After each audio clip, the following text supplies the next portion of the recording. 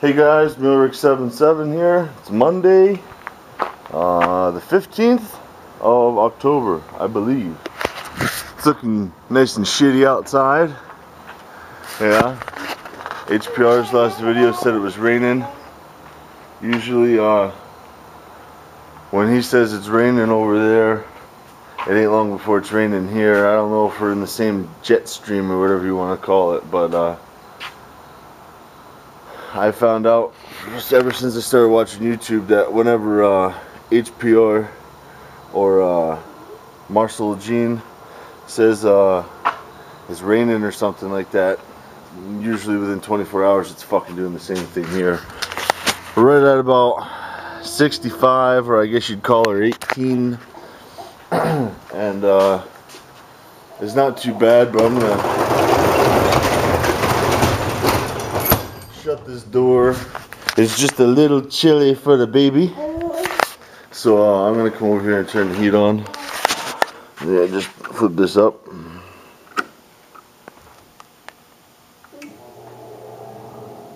She fires up, you can hear it.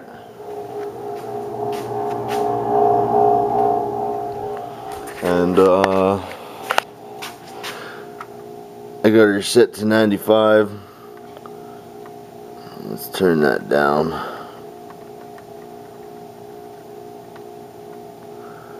We'll do 73 for now.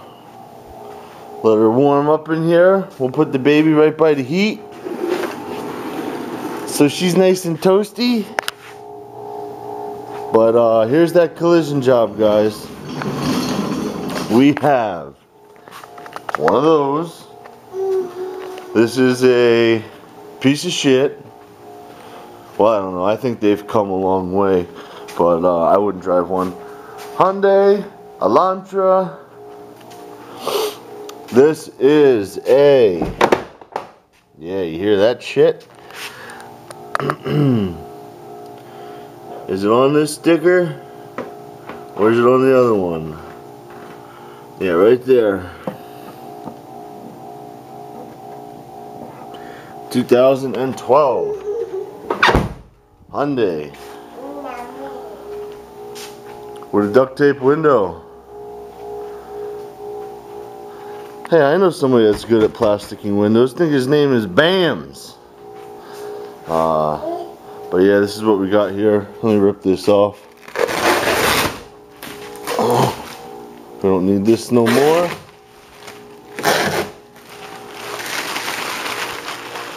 We got a good old dinger right there,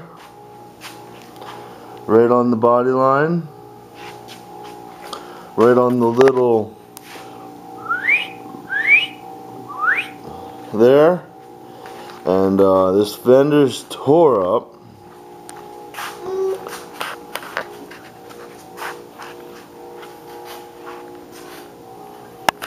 And the bumper cover has got some digs in it.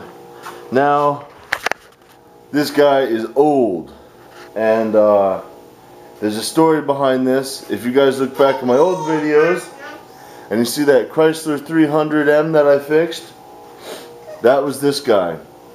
I fixed his doors there and whatnot, and he traded it in for one of these, a 2012 Hyundai Elantra. 2-3 weeks after he bought that brand new Hyundai Elantra, bam! He totaled it. I mean, totaled it. And then his insurance company got him this 2012 Hyundai Elantra, and a month or two, and wham! This is what happened. So he's bringing it to me to get her fixed, because if he goes to his insurance company, they're gonna drop his ass, and he probably won't get insured anywhere else unless he really pays out the ass. So that's why she's here. And I also want to point out, he must have ran over one of those parking blocks. He had to have, because you see this dig right here on the front bumper, the big scrape? That's not from the accident. The accident, he sideswiped another car. There's that dig there, and I don't know if you guys can see it, but look at that dent in the rocker panel. He fucking ran over a fucking parking block. I'm telling you, man, old people shouldn't fucking drive. They should have to go through like a really fucking hard ass driving course at like fucking age 65. Right at the same age as retirement, you should have to go through a hardcore fucking driver's test. And I'm not just saying that because I'm a young kid. When I'm 65 years old, do it to me too, because when you get so old, you just get ignorant, I guess, and you're set in your ways. But yeah. So what we're doing to this thing is we are replacing that fender. We obviously have to replace that mirror. This glass is broke, so we're getting new glass. Here's the mirror. She's all ripped apart, broken. I have to look at the estimate again, but I'm pretty sure that mirror was like $400 because it has the turn signal and it's a heated mirror and blah blah blah.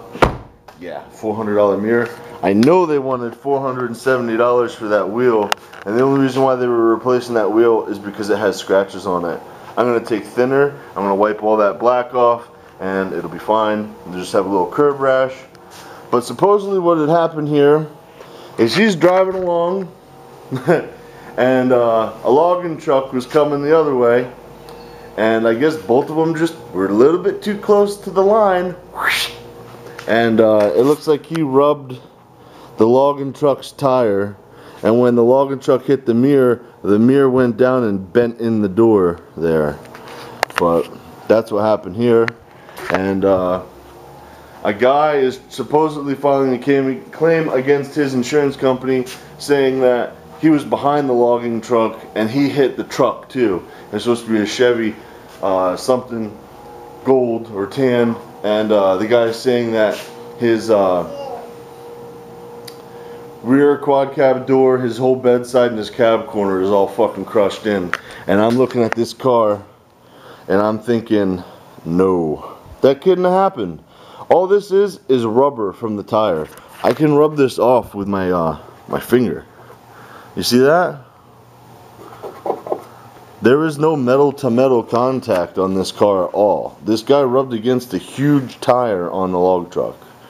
That's for sure. I mean, I can tell by looking at it. I've seen quite a few fucking car accidents, aftermaths, and there's no way he skidded down the side of that pickup. So I'm going to take some pictures of this in case that guy wants to try to fight it and whatnot. And I got this little video here. So I'm going to be taking that headlight out. I'm going to be dropping this corner of the bumper cover, taking that fender off. I got to take off the interior panel here so I can gain access to the inside of this door and whatnot. So that's what I'm up to. I'm going to straighten that, and I'm replacing that.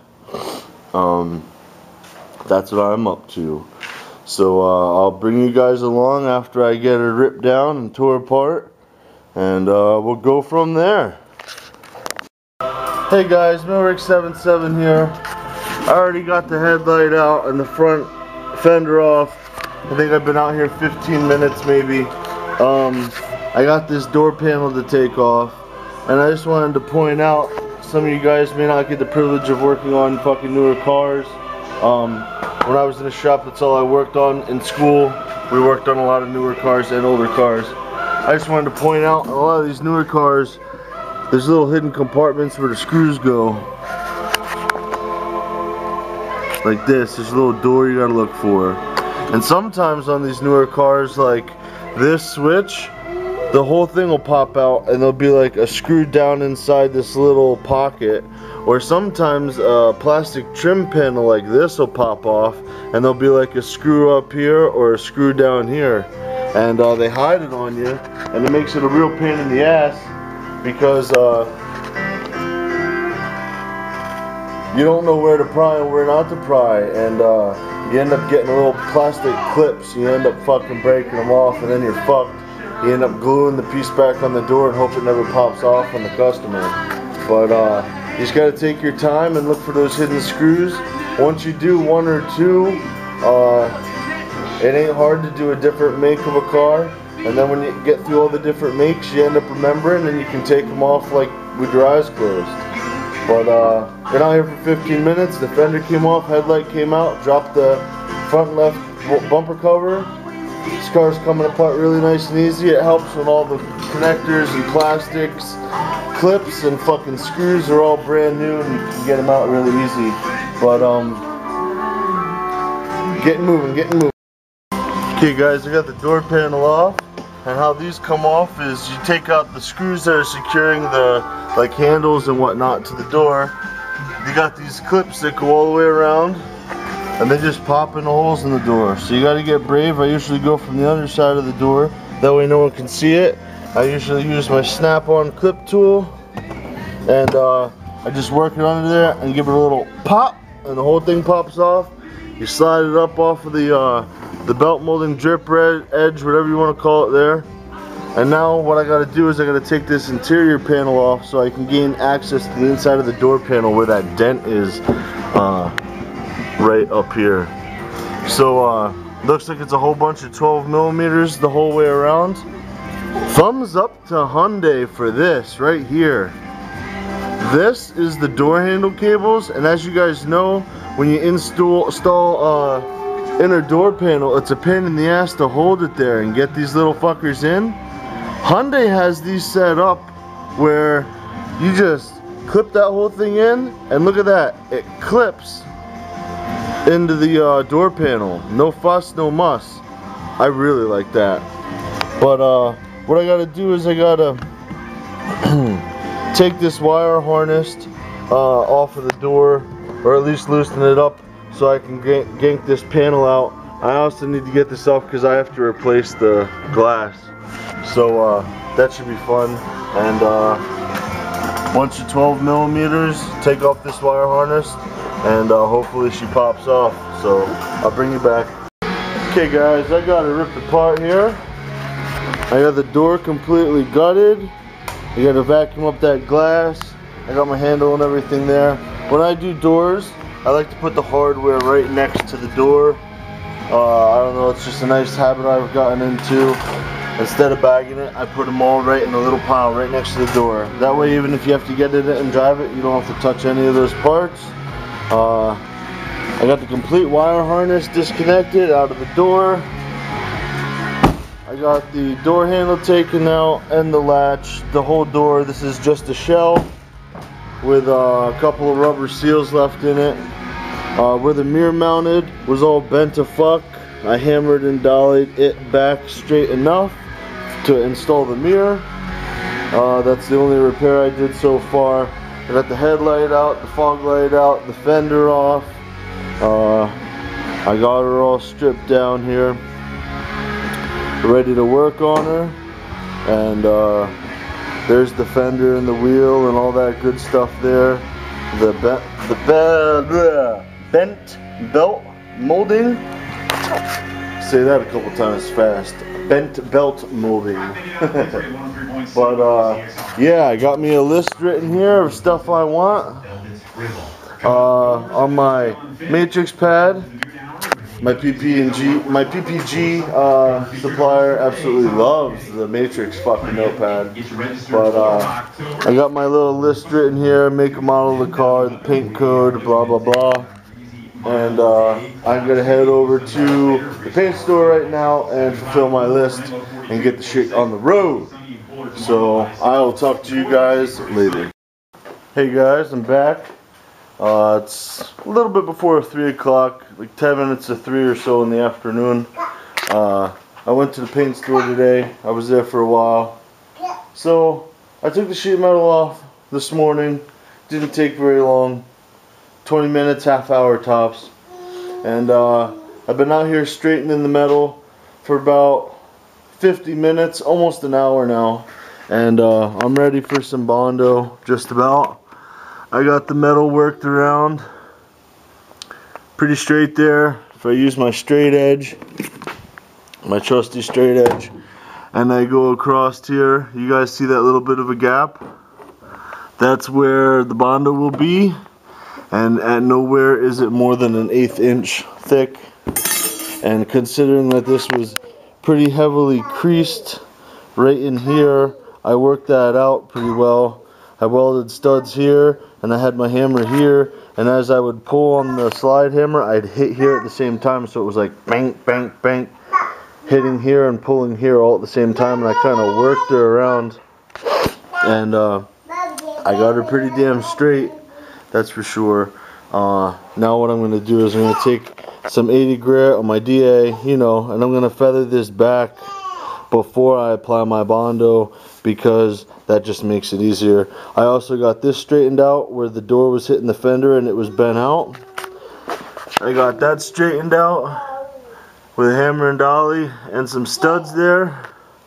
The door lip kind of comes out anyway. If you look at the other side here, you can see that by looking down the edge of this door, it like comes out to meet with the fender. So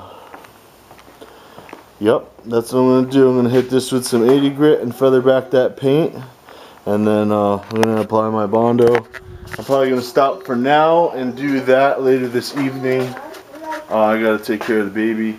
Plus, the paint store didn't have my fucking primer again, so I have to wait till tomorrow before I can even prime. So I guess I'm going to do my rough mud work right now, and get her all the way down to some glaze tonight, all ready for primer and masked out. And then tomorrow morning I'll go over to the paint store and get my primer and shoot it, and body work will be done. So I'll bring you guys out when I come back out later this evening.